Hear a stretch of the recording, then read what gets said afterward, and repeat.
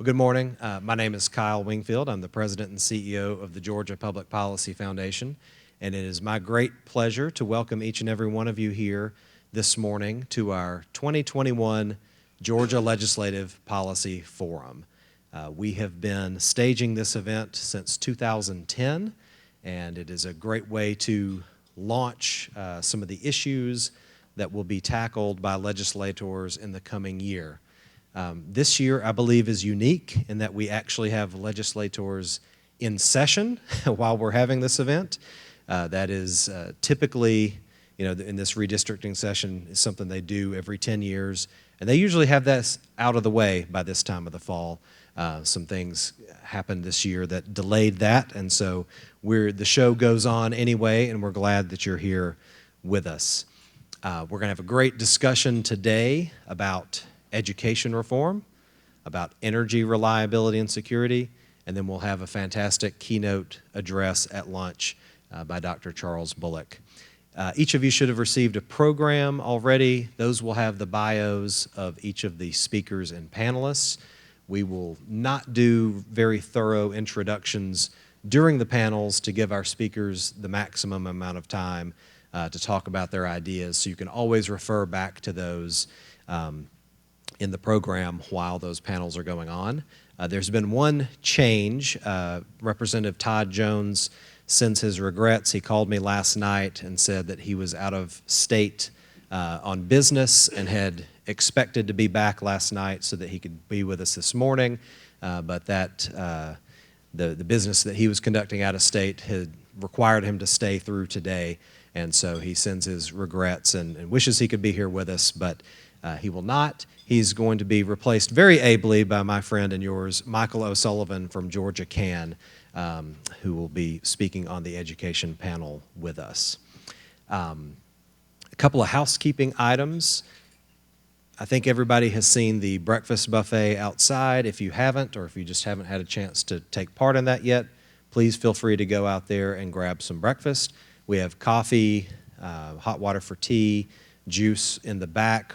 I'm told we have some bottled water coming, that some people had requested that, and so that is on the way. We will have lunch. The setup will be the same later on today. If you need a restroom, that is on the other side of the lobby, so you can just walk clear across the lobby there, and it'll be over there. There are water fountains there between the men's and women's rooms as well. Believe those are all the housekeeping items I needed to talk about. We do want to recognize our sponsors, without which this event would not be possible. And so we have our platinum sponsors, including Verizon, the Walton Family Foundation, and Georgia Power. And we have silver sponsors, EdChoice, and Georgia EMC, Oglethorpe Power, and Georgia Transmission. Again, we would not be able to have an event like this without them, so please join me in giving them a round of applause.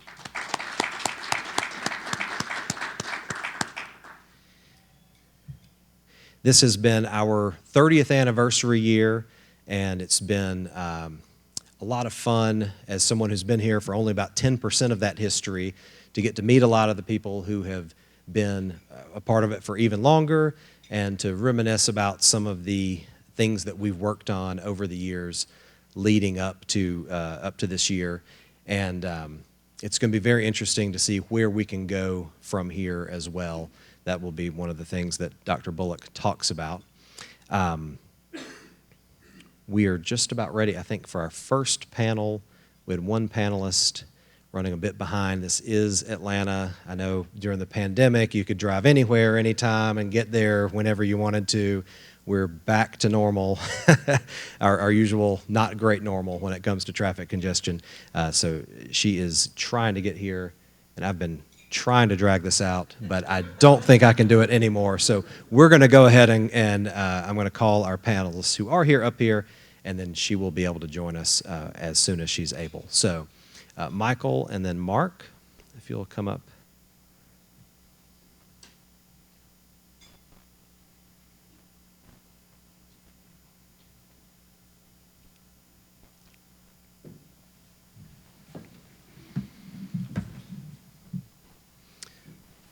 So I mentioned earlier we have Michael O'Sullivan with Georgia Can here joining us.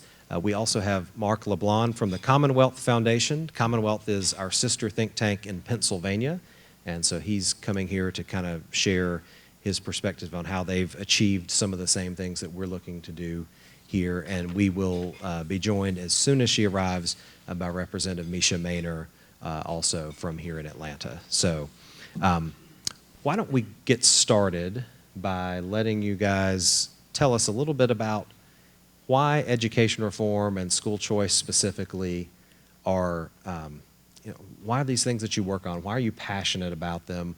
What's really your why with dealing with this? And Mark, since you found out before last night that you were going to be on the panel, I'll let you go first and give Michael a couple more minutes to think. So, thanks. Thanks, Kyle. Appreciate that. First, I want to say thank you for having me. Georgia hospitality has been absolutely wonderful. I think I'll definitely come back after this experience, so thank you. In terms of my why, what I want to talk about is a little bit about me, but more about somebody else. Now, school choice is in my DNA. I went to private schools growing up, public schools, homeschool. Homeschool didn't work out so well for me. But, private schools, my parents couldn't afford it, so grandma paid for it. And then fast forward to adulthood, my own kids, private schools, public charter schools, living in a top 10 performing school district, but sending my own kids to the private school because they were unique, not knowing how we were going to pay for groceries, but, doggone it, we were going to pay that tuition bill. So even as wrapped up in my DNA as it is, my why wasn't really crystallized until I started doing the work with the Commonwealth Foundation in 2018, and I started interacting with people like Jocelyn. I want to tell you about Jocelyn for very briefly. Jocelyn is a Harrisburg mother. She's a single mom, working mom, 3 kids, put them all through private school. And by the time her youngest son, whose name is Miles, was a sophomore in high school, the money had run out. And Jocelyn called me one day. It was early 2018. I think I was 2 months on the job, not equipped for Jocelyn's call. And frankly, I think I was her last option. I think she was at the end of her rope. And as she told me her story, I could tell she was on the verge of tears. She said, "Mark, Miles will not make it at Steele High." And Steele High is the local district school. It's well known as a failed school. And in that moment, I didn't feel prepared. I didn't know what to do. What do you do? And so what we actually did for Jocelyn, it really wasn't much, but sometimes, thankfully, not much is just enough. I made two phone calls, called 2 scholarship organizations, and between the 2 of them, they provided about $2,000 in scholarship money. That was enough to keep Miles enrolled, and fast forward 3 years, he's a high school graduate. He's now a school choice advocate himself. He's appeared at a White House roundtable for the most powerful people on the planet, including the President of the United States. It was broadcast on C-SPAN. You can all watch it. And most importantly, Miles he attends school 2 states north of here. He's at a private university now. His future looks very, very bright indeed. But, Jocelyn, Miles, that's what keeps me going day in, day out. That's what, keeps me coming back to the work. Yeah. That resonates for me, and I'm going to give Representative Maynor just another second to catch your breath here. We're glad to have you with us this morning.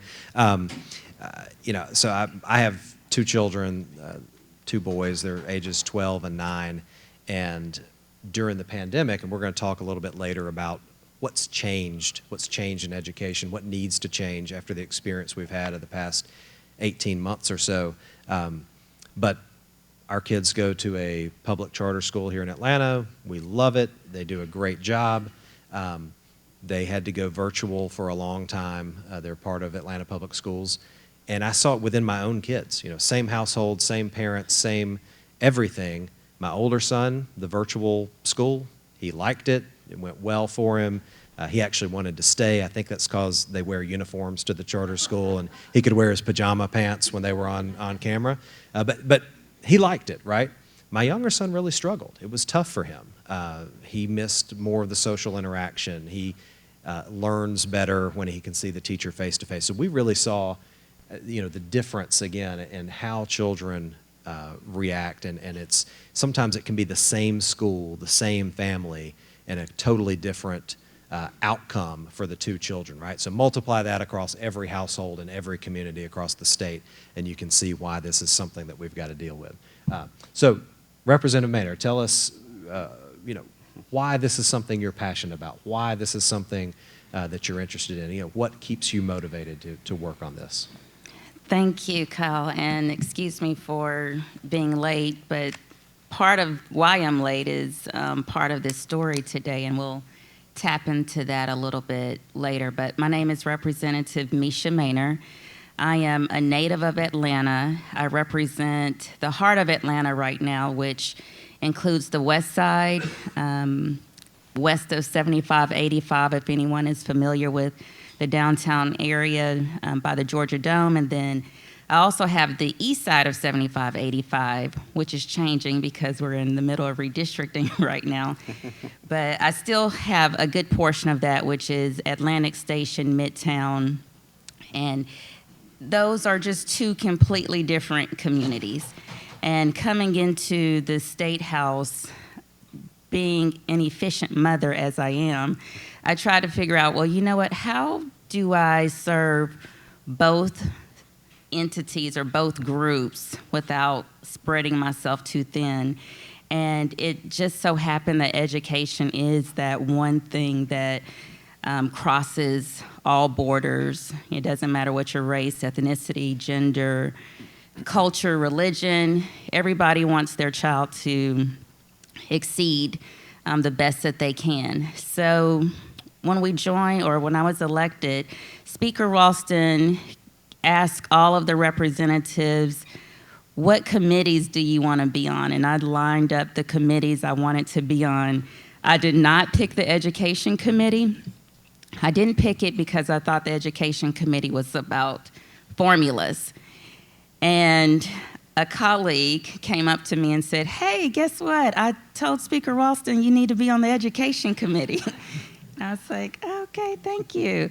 But I'm so glad that I did get a chance to get on the Education Committee because I'm a firm believer in just following my spirit. And the first thing that I noticed on the Education Committee is it's not just about numbers. It's about curriculum. It's about theory. It's about what are we going to be teaching our kids. And from the beginning, a little backstory, I had a daycare in Sandy Springs and where we used to live. And it was called Little Voyages, and we taught kids foreign languages by native speakers. Why did I do that? Because there was a need and I wanted my child to be able to do that, and so I created the need. And so my philosophy has always been, we're way past teaching children 1 + 1 = 2. We're in the 21st century. Kids need to be learning robotics as early as they can. So this bill came across SB 47, but before SB 47, there was a House version which just gave children choices in general. And I supported that bill when SB 47 came by. I supported that as well with some changes. And it's funny because Kyle actually called me and he was like, you're not supporting SB 47? And I was like, no, it's some things in there that I don't really agree with. And next thing I know, several people started contacting me, well, what is it about it that you didn't like? And so when I'm choosing bills or when I'm voting on bills, I'm not voting on it because anybody is telling me to vote on it. I'm actually taking the time to read through it, understand it, see how it impacts actually families. And that is why I'm here today. And so a note about SB 47 that was passed, we added things for mental health in children, right? And there were some things that I didn't like about it, but one of the things that I was able to change was, we can't just say everybody with a mental health or every child with a mental health problem. needs necessarily access to this, because look, every single child in the world has some sort of mental health issue at some point. But we changed it where they need a physician, right, to say that there is a problem here. And Kyle just mentioned COVID really impacted kids. And I personally, for 2 years, have said both of my children excelled in this COVID pandemic. There was not a problem whatsoever. And literally about 3 weeks ago, I found out that COVID and being on a screen completely changed my 9-year-old daughter's life in ways that I just did not even understand. And so this morning, I am late because she needs to get some care for just the trauma that she has experienced from being isolated for so long. And thanks to now this SB 47, we're going through the process with my child's school. We're going to be in the 504. So I was advocating for a bill that I had no idea I was actually going to be advocating for my own child. So that's why I'm here today.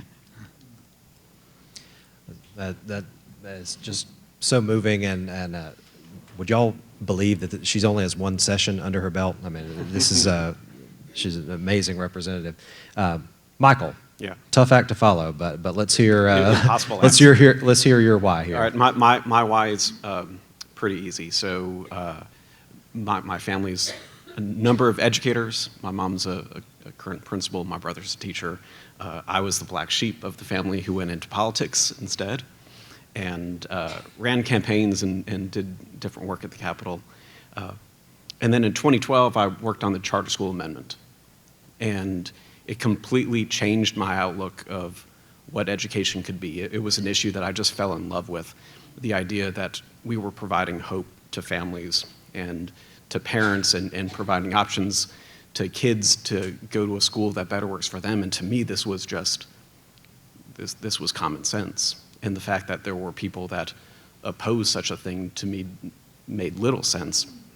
And I did that campaign, and fortunately, Georgia voters agreed and supported it. And after that, I kind of fell in love with the issue and continued to work on education policy, first with a group called Students First, and then as Georgia Can. And as Georgia Can, we advocate at the state capitol for common sense policy solutions that put the needs of students first. We will take the side of students, however it may look, whether that's school choice or teacher policies, better governance, any one of those issues. And we've been very fortunate to work with just a number of phenomenal leaders, people who believe in empowering parents, people who believe that the status quo is not good enough, and we need to continue to strive to do more, to do better, to help teachers grow, to help schools improve, and to provide additional opportunities for families. And so that is what we do and how we work, and we've been very fortunate to have leaders like Representative Maynor and partners like Kyle and GPPF to be able to achieve some of these goals. Thank you. So want to remind everyone, you see these note cards on your table. You should have received a pen and or pencil in your bag when you got in. The way we are going to have a portion for Q&A later on, the way we're going to do that is if you'll write your question down, one member of our staff will come along and pick those up and bring them up here, and we'll just go through questions that way rather than having someone walk around trying to find the person raising their hand to give them a microphone. So we've found that's just the best way to do it. So if you have a question, please write it down, raise it up, and a member of our staff will collect it and bring it up here to us. So I want to turn here and talk about the pandemic and education and what we've been through the last 18 months. What we've seen change, what we've seen that needs to change because of what we've seen. And I think Representative Maynor, your story, I think that's a great launching off point. I know you have some further thoughts about how these systems work together when it comes to education, mental health, and that sort of thing. So if you want to start this question.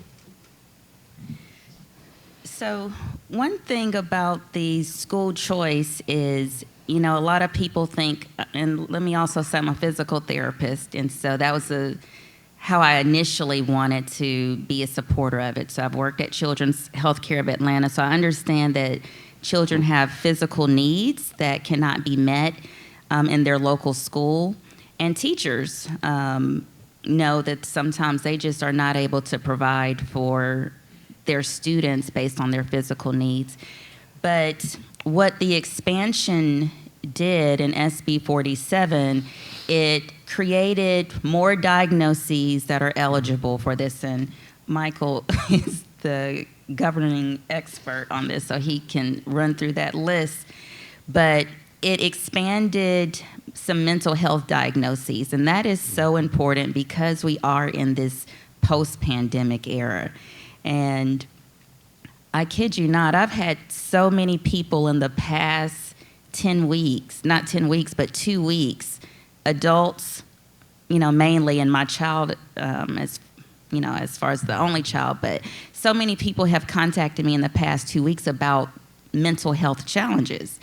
And luckily, through working with my own daughter, I came across the Georgia Mobile Crisis Hotline. And so if anyone is out there, it is a free service. They come to your home 24 hours a day. If you have a mental health emergency, it's a 1-800 number. 2 therapists will come out. It was a great experience for us, but that was the beginning of this new journey for me.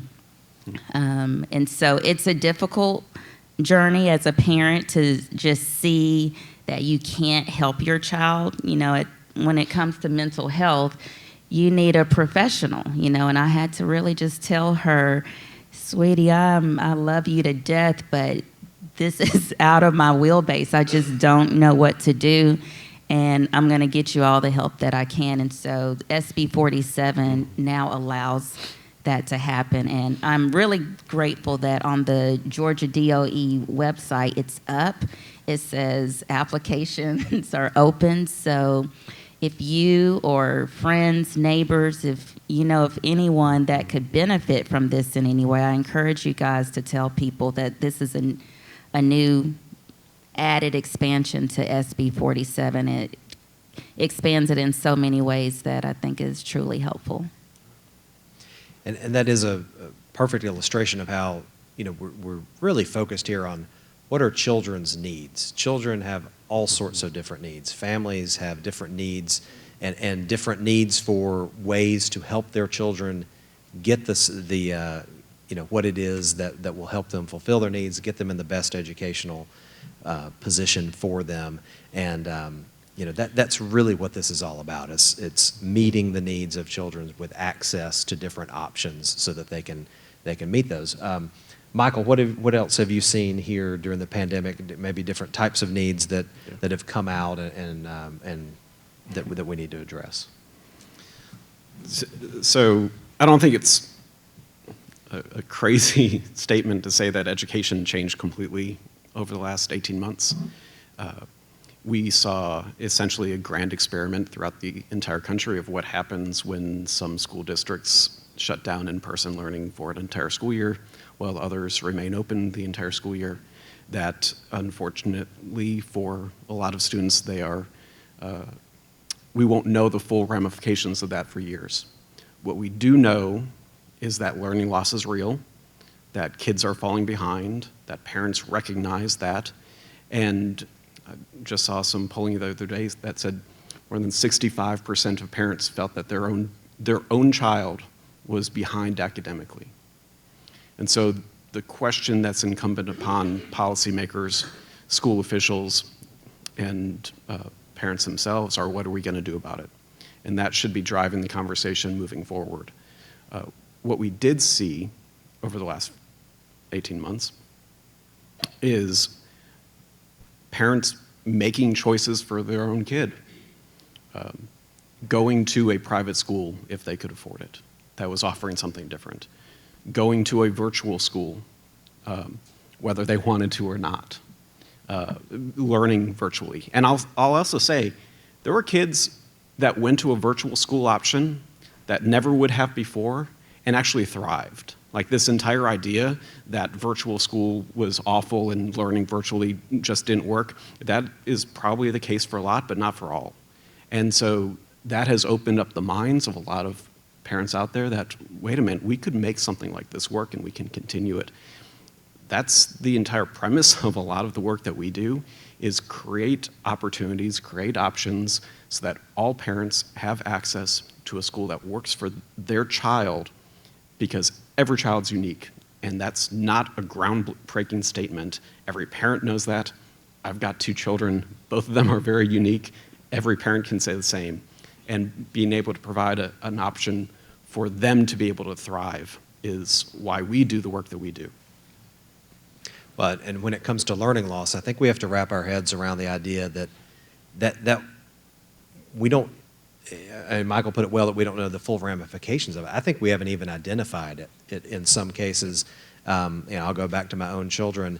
My younger son was in 3rd grade last year, and some of the things we thought he had down pat from like a math standpoint, when he got to something harder in 4th grade, suddenly we realized, wait, he didn't really last year learn that as well as we thought he did. So that was something that if you'd asked us at the end of 3rd grade, how's he doing, we would have had one answer. But the same material popping up later on in his career, it showed up in a different way. So I think we have to be on the lookout for that as well. Mark, what are you seeing? We can be kind of Georgia focused here, and obviously that's our mission at the foundation, but we want to be aware of what people are seeing elsewhere. What are you seeing nationally? What are some of the things that, that you would say, all right, now that we're pulling out of this, what do we need to do different? Well, I think what we've seen, Kyle, in Pennsylvania and beyond, probably mirroring other states, mirroring what happened here in Georgia, was this stark realization broadly of the deficiencies in the system. So you had mass school closures, you had disagreements over COVID mitigation policy. So many parents didn't agree with what their schools were doing, and they were constrained. In Pennsylvania specifically, Michael mentioned, this shift to virtual learning. We had an exodus because we have a robust cyber charter sector in Pennsylvania, this mass exodus of parents from districts specifically to cyber charter schools. 50,000 parents over the course of several months shifting over to cyber charter schools. But what I think is important to acknowledge is the cultural divide in perception of the system. Folks in rural areas, folks in lower income communities, they've known for decades that something was wrong with the system, that the system wasn't delivering on its promises to kids and its promises to families. Now there's a much broader spectrum of folks who realize how deep and how inherent the problem is. So I think as we move out of this, it's, how do we refocus the system? How do we refocus education funding to what's critical, which is the kids? Why does the system exist? It exists for the education of children. Education dollars should follow the kids. And when I say that, I mean, every penny. Every penny should follow every kid to any school, period, full stop. So we've talked about a lot of what we've seen, and I want to talk a little bit more about, all right, what needs to change and what needs to change on a permanent basis, right? We've seen some temporary issues come up, but there are some permanent changes that we can look to. I know if Representative Jones were here, he would talk about the need to decouple how we pursue education from birth year. That the idea of what age you are, when you were born, how where you are in your growing up isn't necessarily indicative of where you are in your education, what you're capable of, and so he would be in favor of. I don't think it's too strong to say blowing up the system. I think to rearrange things for that. So on that kind of scale, or maybe not quite that kind of scale, blowing up the entire system is a lot. But Michael, tell us a little bit about what are some things that you out of this temporary situation we need to see some permanent change. Yeah. One of the things that that was just mentioned just really got me thinking. We have in Georgia several virtual charter schools. When the pandemic happened, they were the ones who local school districts went to learn from, to train their teachers. They were the ones that local school districts went and snagged all their best teachers. They were and at the same time, their enrollment numbers have increased and their scores have increased. And it's just remarkable to me that if it were up to a lot of the people that were in the system who were able to benefit from those schools, if it were up to them, those schools wouldn't have even been here to begin with. Looking forward, I think we should look to reimagine what education looks like. The old way of doing it shouldn't be replicated just because it's easy. The idea of how can we help ensure that, like Representative Jones would say, like birth year doesn't really matter. What matters is content. When you learn something, you move forward. Personalized learning, things like that. It should be done. If you were to, with a magic wand, say, all right, we're going to recreate an entire education system from scratch, doesn't exist, however you want to do it, nobody in their right mind would do it the same way that you're doing it right now with zoned redistricting, where your street address determines the quality of education that you're going to get. It just doesn't make sense. The more that we can do to put parents in charge, to give them opportunities, to give them options, to be able to have their child go to the school that works for them, whether that's through tax credits or charter school options, intra-district transfers, ESAs, and learning that, understanding that a school building does not necessarily equate to learning, but it's the actual delivery of content, however that might be. So if it's tutoring or an online class that's intertwined with some other sort of learning, that in the end the goal is how are we educating kids, like that should be how we reimagine what education is, and hopefully we can begin to push in that direction, even if it's not going to come overnight. Mark, how would you answer that? I would answer that, Kyle, by saying that there have been, over the past 18 months, quite a few individual issue fights. People have battled over curriculum. People have battled over, COVID mitigation. It's seemingly infinite, the number of battles that parents can have with school boards and so on and so on.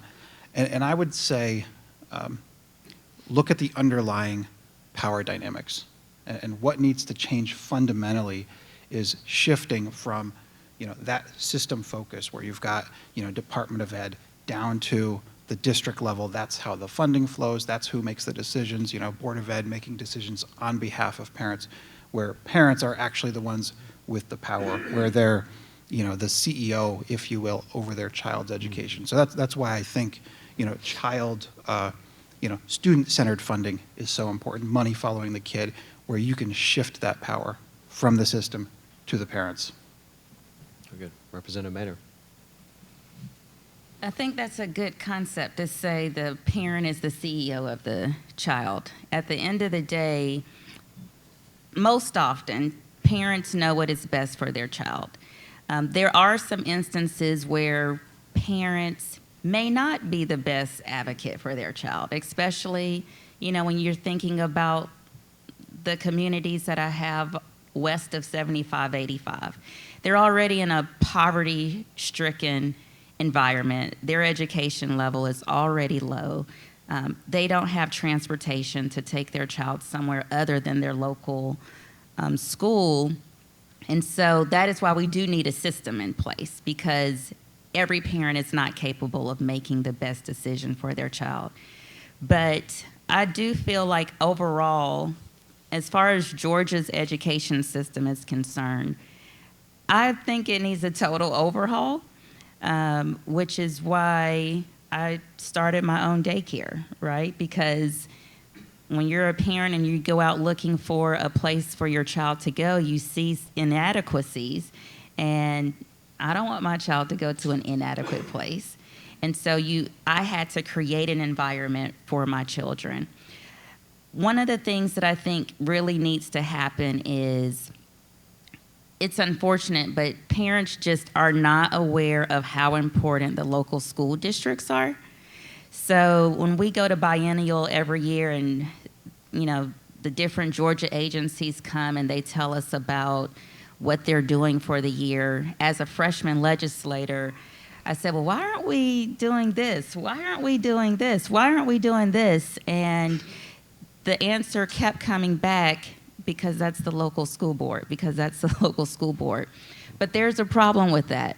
When we moved from Sandy Springs to Atlanta, I went from my children being in a top 10 school in the state of Georgia to a bottom 10% school in the state of Georgia. And so Georgia has this philosophy of meeting children where they are. So I went to my local school board and I said, okay, we came from Hertz Ferry. They're the top 10 school. I need you to meet my child where they are in this urban Atlanta district. And my local school board person told me I needed to move back to Sandy Springs if that's what I wanted. And so it's things like that really is what the problem is. So when you're talking about we need to revamp the school system, we need to revamp who we're electing on the school boards. Like, what do they do for a living, right? We do need varied perspectives when we're teaching our children, making decisions, but what's the background of the person on your local school board? Are they really capable of producing the change that you want? And so I think that's how we revamp the system, by really focusing on local school board elected officials. All right, I've got one more question for the panelists. I've gotten some great questions here. It looks like I have a few more. Keep them coming, and we will get to as many of them as we can before it's time for us to take a break. But we've heard a lot about, okay, what happened, what changed, what needs to change. Okay, how do we make the change happen? How do we give families the tools they need to make these decisions? If they know they need to make one, if they're positioned to make that choice, they just maybe can't do it on their own. What do we do? Let's start with Representative Maynor. So that's another interesting story. So I feel like the Lord makes my life the way He makes it so I can create policy and change. I'm a walking testimony of how the system just does not work for people. So when we passed SB 47, I went to a local school board and I said, okay, how can I assist in making sure all the people in your school community know that this is available? How do we advocate so children and parents can have access to this new feature? And they told me they would not be a part of that. And so why would they not be a part of that? Because they want to keep the money in the school. And so that was really disheartening. So that means my job as a state representative is to vote on the budget, and if bills come across, for me to vote yay or nay on it. But now it puts me in a place, just because honestly I care, is now I have to do something completely different and find some sort of avenue where I can go out and tell the people in the community that this is how you do it, but they need help with learning how to do that, right? Because 9 times out of 10, if you need that service, you may not even be aware that that service exists. And then once you find out that the service exists, the logistics of just filling out paperwork and being involved, that's another problem. So I think that since it is law now, unfortunately, we cannot force local school systems to tell parents and families that this exists. So but again, that comes right down to who are you electing as your local school board member. Mark, you've heard some about, what we have available here in Georgia, taking an outside of Georgia perspective. What have you done in Pennsylvania? What are some other things that we ought to be considering here? Sure, and I'll bring this back to Jocelyn, our school choice mom in Harrisburg. What Jocelyn made me see very clearly that I hadn't seen before was how we need to change how we talk about education policy. We've been historically very good, and I suspect, outside of Pennsylvania, outside of the Commonwealth Foundation, this is pretty common. We've been very good at making the effectiveness argument about education. School choice works. School choice is effective. School choice is efficient. And here are these 33 empirical studies to back it up, as everyone's eyes glaze over. And the importance is to start telling stories, telling the experience of human transformation that can come forth because of school choice, because of parents having options in their education. So take a tax credit scholarship program in Pennsylvania, for instance. Instead of saying, oh, we need $25 million additional in the budget for tax credit scholarships, this is going to provide 10,000 kids with an opportunity for a better education, opportunity for a better life. And then the other thing that we've been doing, which is novel, at least for us, is getting parents involved in the legislative process, so parent groups. And now we've got them across the state, Philadelphia, Harrisburg, and Pittsburgh. We've got parent groups, and they're pushing the legislation. They're talking to their lawmakers, and they've become hubs of their community. The leader in Harrisburg is another great lady. Her name's Najima Roberson. She's phenomenal, but she's also the central knowledge pillar of the community. All of the other parents in Harrisburg, if they want to know how to get into a charter school, if they want to know how to get a tax credit scholarship, they go talk to Najima because A, she knows her stuff, and B, they trust her. Michael, what are you and Georgia Can looking at? What would be kind of the next phase of school choice in Georgia as far as you're concerned? Yeah. So Representative Maynard talked about Senate Bill 47. I'll just kind of pivot just a little bit on this question to explain what that was. So Georgia has had on the books since 2008 a special needs scholarship. So if you have a child with a special need and an individualized education plan, a federal policy, you are provided an array of either services, ability to transfer to another school, or the ability to utilize the state portion of funding to go to a private school of your choice. It's been on the books since 2008. There is a gap in that coverage that if you are a parent of a child who has a special need, but not necessarily a need that requires additional services, you are not eligible. And for us, that didn't make much sense because kids with special needs could be served in a different solution. So we've been working for years to try to expand that scholarship and that additional help to go to a better school to all the students with special needs. It was a fight. It barely passed. Something as no-brainer as this. And if you had heard the words of the folks at the School Board Association and Superintendents Association, you would be under the impression that this would completely destroy public education as we currently know it, which is laughable. But that's essentially how they react to every sort of school choice proposal, is the same argument that this destroys public education and we are part of that. It's just not true. But we need to continue to push the envelope, and we're going to. We should have a more expanded tax credit scholarship so that more students are able to participate.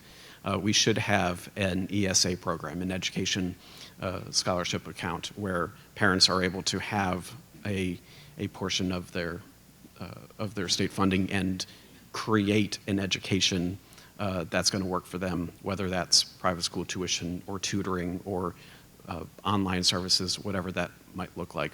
We should be able to do more to empower parents so that they're able to get things done for their own kid, at the same time that we're able to push the system to be the best that it can possibly be. Like, it's not school choice in itself is not anti-public schools.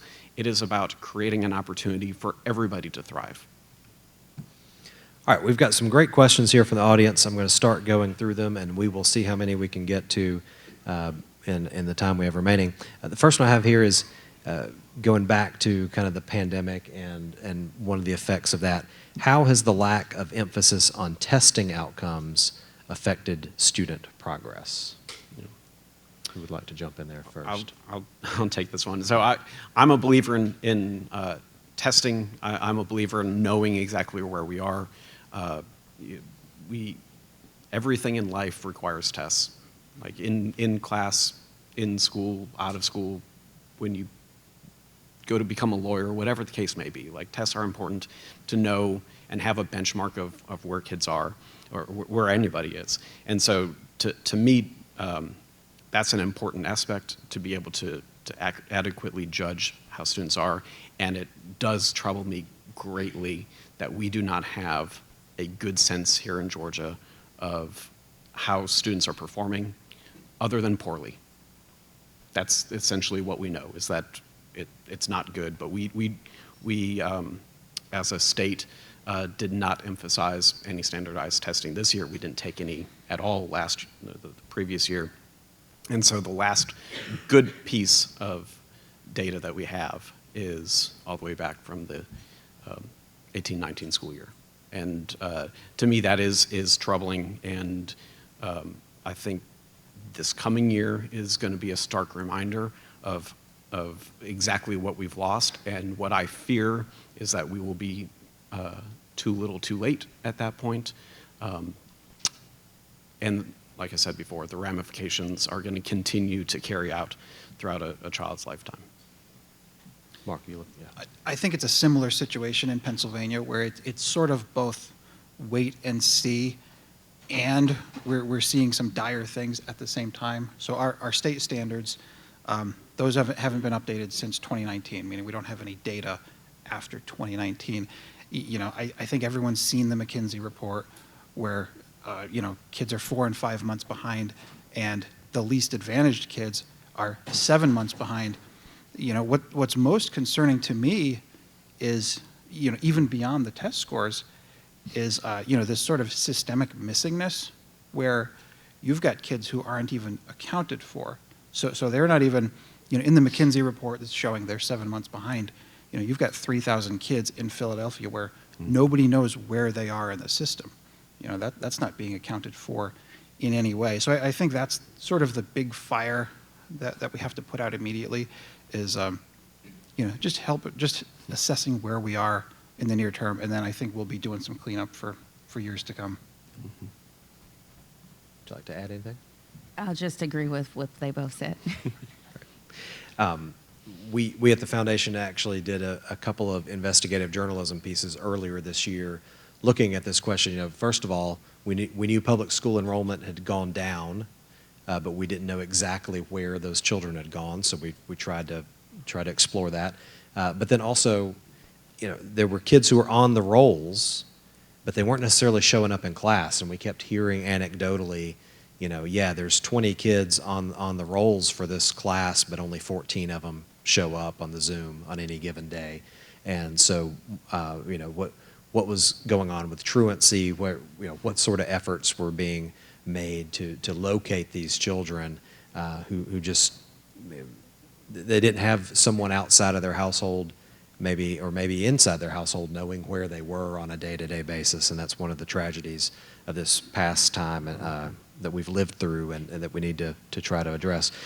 This one's specifically for Mark, asking him to tell us the story in Pennsylvania. You had a big win this year. Tell us about that. Sure. So I guess I'll condense 25 years of school choice down to 30 seconds maybe. But well, you have up to 31 minutes, but I don't know that anybody really wants to spend the rest of the time on this. But yeah. So I'll gloss over it. So 1997 is the first charter school law in Pennsylvania. We've got about 170,000 kids in charter schools in Pennsylvania. 2001 is our first tax credit scholarship. Now we've got about 60,000 kids getting tax credit scholarships. And the interesting thing there in terms of expansion, because we're seeing need on both sides. We've got probably 50,000 kids waitlisted for charter schools in Pennsylvania.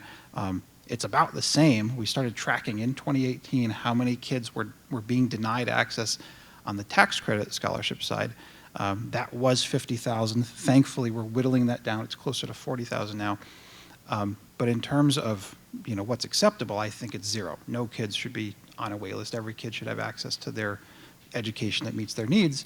But this past budget season, we did have a big win. $40 million added to tax credit scholarships under a governor who's very, very hostile. And it's funny because Governor Tom Wolf, he's on the record as being openly antagonistic and sort of wishing that these programs wouldn't even exist. But since he's been in office, since 2014, the programs have doubled. And he's signed many of those budget increases that have gone through. And so this past session, it was $40 million. That's going to be about 13,000 kids, we're estimating, who have access, who didn't have access previously. But how that happened, thankfully, is we've got some stalwarts in the General Assembly who they won't take no for an answer. And year in, year out, they stand up and they say, we're not going to pass a budget unless kids get something, unless kids get some additional access. And this year that happened in a big way, and it was signed by Governor Tom Wolf. And that's a bipartisan win, we would point out. Charter schools have traditionally been a bipartisan, received bipartisan support. We have a Democrat and Representative Maynor here talking about her passion for this issue. All the public opinion polling on this issue shows that people across the aisle in terms of voters are interested in this, and that's great to hear how you did that in Pennsylvania. This is a question that kind of is questioning some of what we're talking about here. So it says, my hypothesis or assumption has always been that private schools have been able to be selective. That is, they choose who can attend, and it's usually white, higher income students, leaving public schools to deal with the disadvantaged children. Does subsidizing private schools continue this? How does subsidizing school choice help disadvantaged or special needs children? So who would like to answer that? I'll speak from a parent perspective. So true enough, private schools are selective. They have testing, they have interviews, and they choose who they want to be in their system. But there's a lot of money that is navigated in that private school sector, which encourages them to be diverse. And so the more diverse private schools are, they get other funds that they may not necessarily have access to.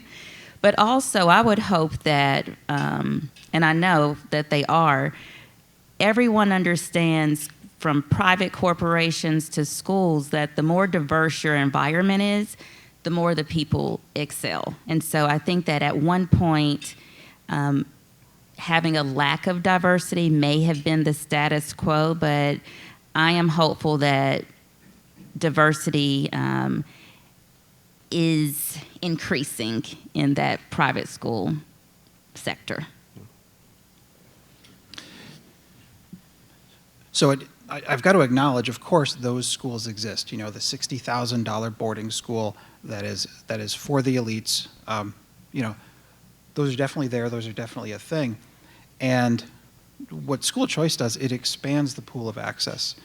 And so, I keep talking about Philadelphia, but it's a great example because there's this concentration of schools, public charter schools and private schools that serve students that need it the most.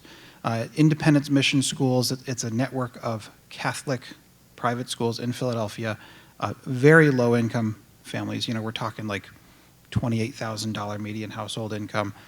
Children's Scholarship Fund Philadelphia, wonderful organization. Their median household income is $32,000. They're serving 5,000 kids. Independence Mission Schools, they're serving 5,000 kids.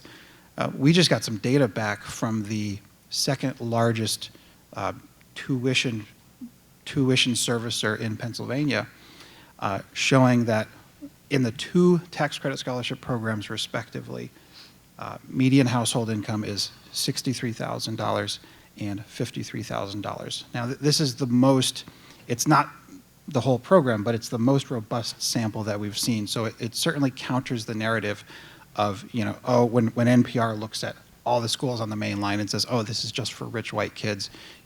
No, there are schools and organizations specifically, and their mission that they're fulfilling is high quality education for low income families.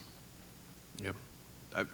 I think that's exactly right. Like when too many people think private school, they think the elite schools that are out there, when in reality there are far more schools that are far more affordable than really anyone would know. And what school choice does, what we would want to do, is to level the playing field so that any child is able to attend schools like those regardless of their family income, that your own family's wealth shouldn't decide whether you get a choice or not as the limiting factor, where if you've got enough money and you don't like your school, you can either go to a private school or you can move. Like, those are the options that exist for too many families out there. What should be available is choices for everybody, and leveling the playing field, I think, focuses more power on the hands of parents, and competition is good. Competition will increase everybody's game at the private school level and at the public school level. And I would add to that, that's what you see in private schools a lot of times, because those are the private schools we have, because the only people with the ability to make a choice are the people that fit that profile. What we're talking about is expanding options to more students, and as someone who believes in the adaptivity and responsiveness of markets, I think you have to think about what schools don't we see operating right now because there's no ability for a different segment of our society to access them. Give more people in our society access, and you'll see a response, I think, on the supply side of the market, new schools opening up that are to serve those students where they are. I would just add, too, in terms of from the data, our tax credit scholarship program here in Georgia, the state reports demographic characteristics, particularly related to income of the recipients of those scholarships, and there are recipients up and down the income scale, including many at or near the poverty level, because there are schools that, like Mark was talking about in Pennsylvania, we have similar schools here in Georgia that their mission is to serve those students. And so this is allowing them to do that and expand that mission. And in terms of charter schools, they're actually, the students enrolling in those actually disproportionately represent minority communities. So what school choice has proven is that if you give more people access to options, more people will take advantage of options. It'll look more like our state when you look at who's participating. I've got a question here. It says, what are the lessons to be learned from what just happened in Virginia? Because we're a nonpartisan organization, I'm going to put a certain spin on that. I'm going to say, regardless of how it plays out politically, what is to be learned from the energy we saw from parents? And is it a little more nuanced story maybe than we've heard? Is it about more than one or two little items? So what different lessons do we take away from what we saw in Virginia, where parental energy around education resulted in a political outcome that people did not think would happen? So I'll take one crack at it, and to show that, like, there was a lot of energy around education in that election, and a lot of energy around a desire of parents to be heard and listened to and engaged with.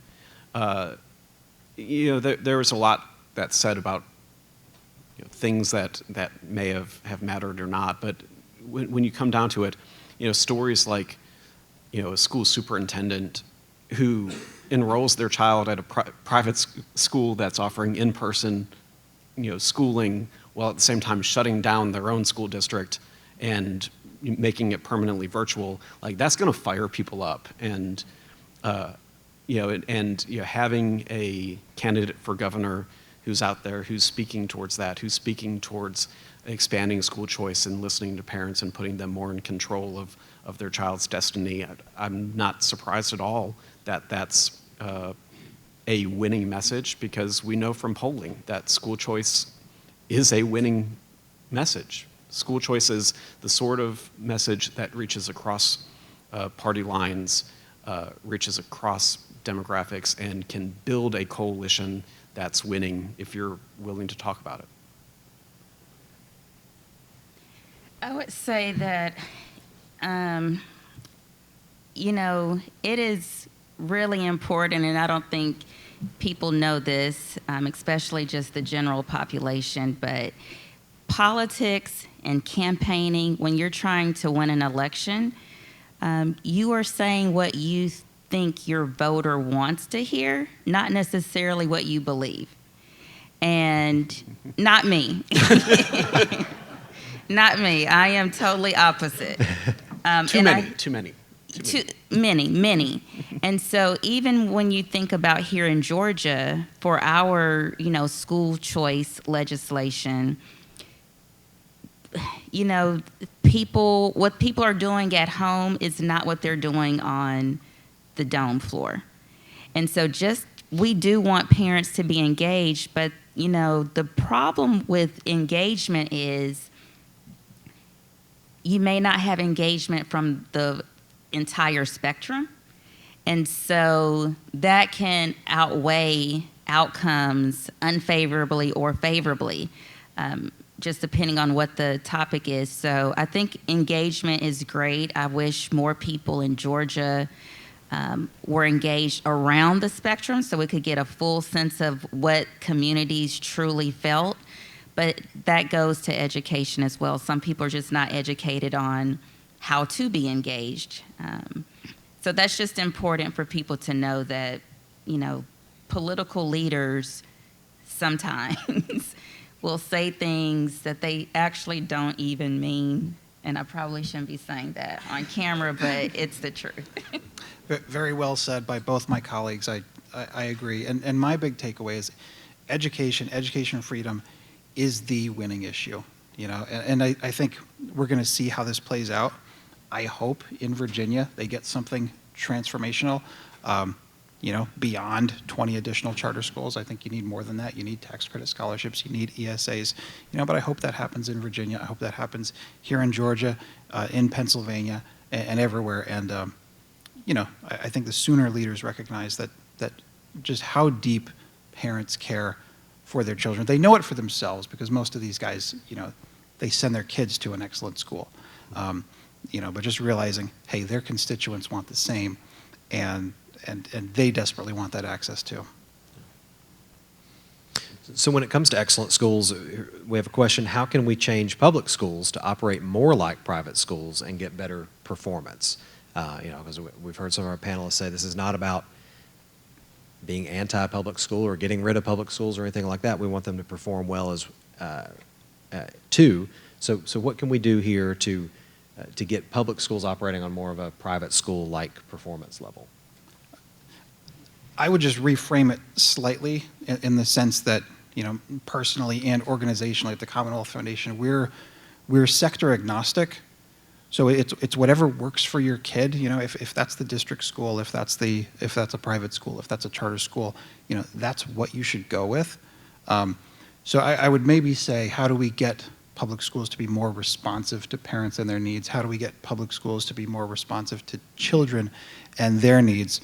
And I would point to the evidence. Look at places like Arizona, look at places like Florida, where they have decades of evidence, showing increasingly robust school choice. And look, their NAEP scores are going through the roof. And public schools are getting better and better at delivering education to their children. So that's my comment on that. I would say that just because I have gone to a lot of the schools in my community, public schools are not necessarily failing, right? So oftentimes when children are failing, it's not necessarily the school that's failing them.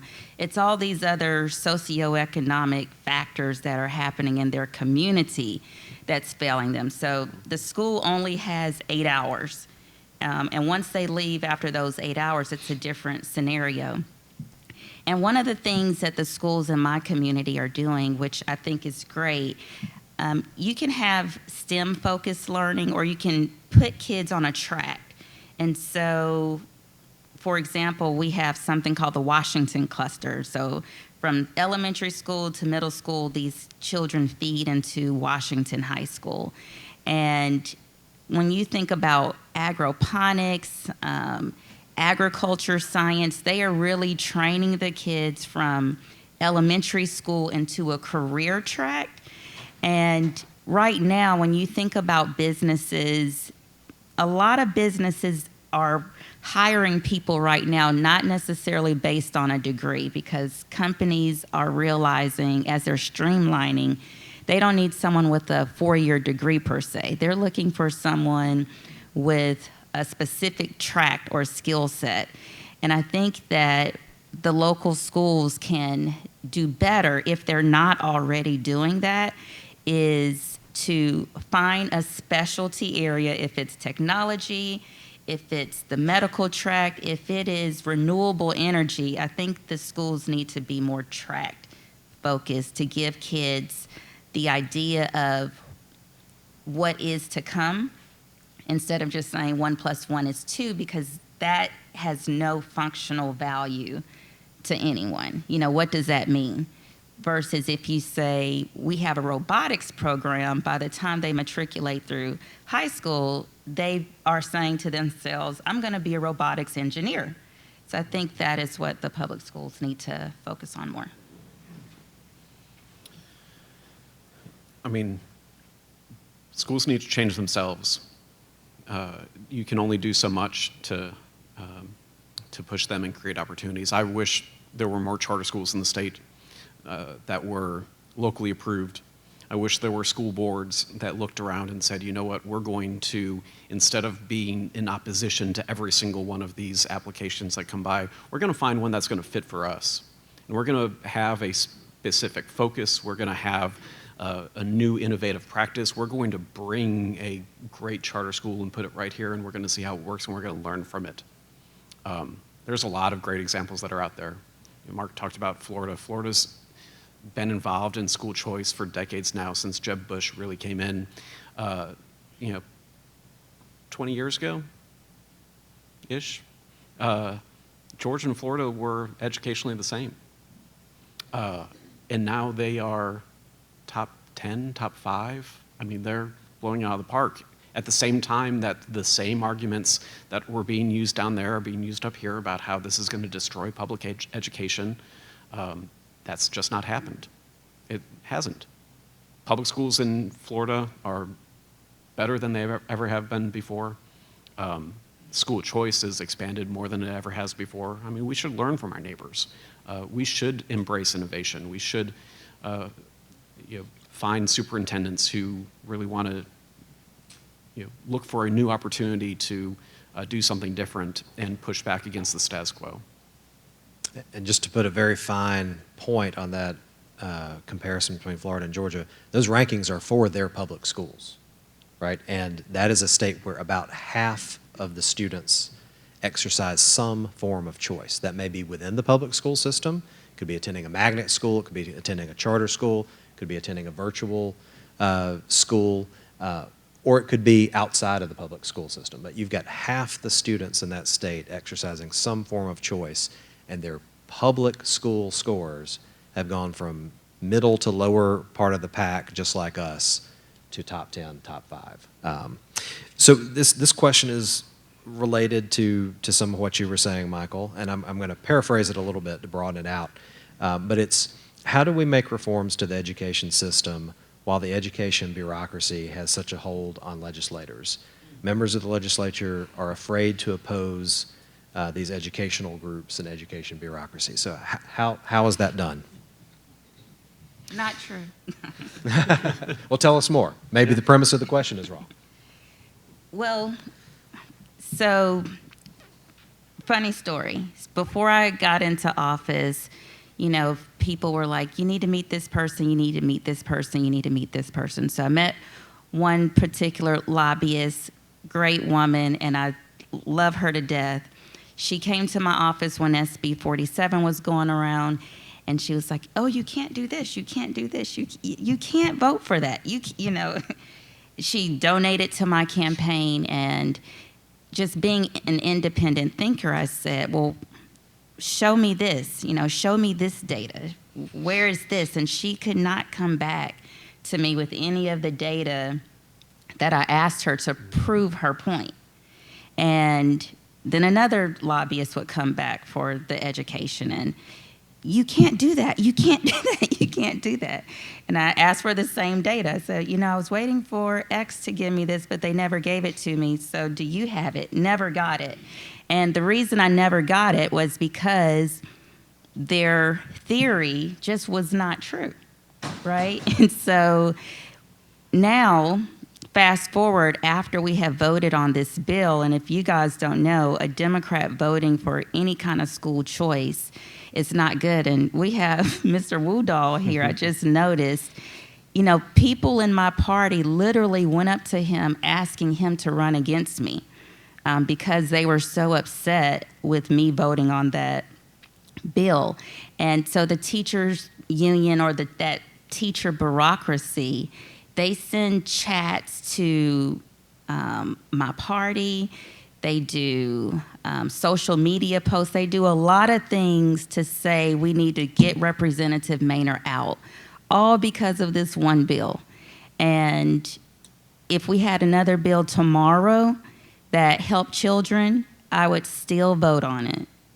No one can tell me how to vote, and especially when it comes to giving a child access to something that they don't have. When I was that child, that's like you telling my mother I can't have something that would make me excel. And so I totally don't agree with that. And hopefully more legislators will feel like that, where they don't feel consumed to vote a certain way because they're afraid of not winning the next election. But you know, being a state legislator is not my entire life. And so if the community doesn't vote for me because of me voting on this bill, then the community just doesn't vote on me. Give me 235 more Misha Manners. Yeah. You know, I was gonna say- independent I thinkers. was going to say, either of you guys think you can improve on that answer? Yeah. That's, I mean, independent thinkers who want to do right by kids, like, you know, and where that really stems from is, you know, during elections, talk to the people that are running. Engage with your local school board member. Representative Maynor talked about school boards. Like, they're the most local entity in all of politics in America. Most people don't even know who they are. So engage with them. You know, find people who are willing to push back against the system and expand it. But yeah, as someone that goes up against them all the time, like the education lobby, they are powerful. It's just a fact, and they wield that to try to protect their fiefdom every day. So push back against it and encourage legislators to do right by parents, remind them who actually votes, you know, and that school choice is the winning issue. Completely agree. And, you know, if we had more Rep Maynors, you know, many of these problems would just sort themselves out.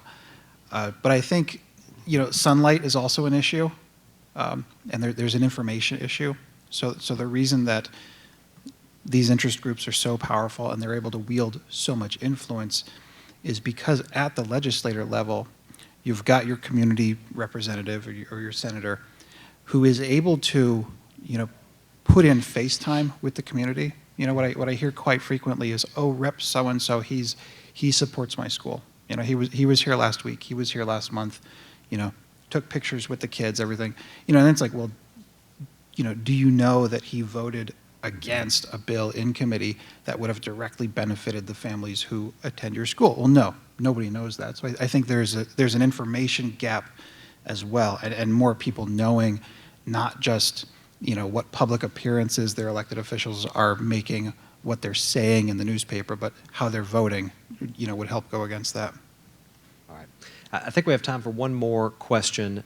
There's a question here about a specific bill and asking Representative Maynor whether she supports that. I'm going to let you find her afterward and ask your question. This is whoever asked about Senate Bill 226.